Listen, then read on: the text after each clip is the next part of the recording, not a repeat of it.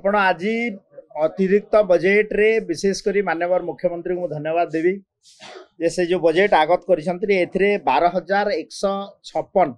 कोटी टंकार अतिरिक्त बजेट अच्छी जो कि प्रोग्राम एक्सपेंडिचर 10,155 कोटी एवं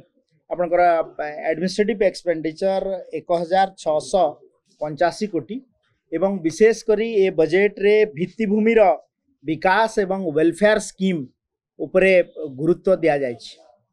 आपन देखो सुभद्रा एटा गोटे माने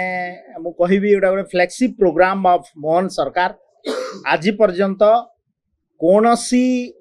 महिला अकाउंट को एते बड़ स्कीम रे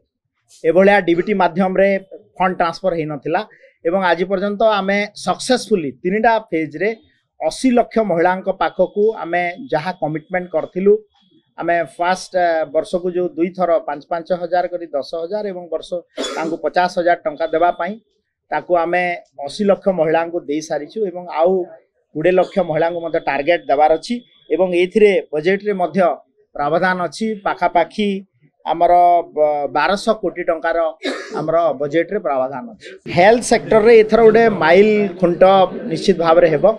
आमे ओडिशा प्रदेश रे गोपबंधु आरोग्य योजना एवं आयुष्मान भारत योजना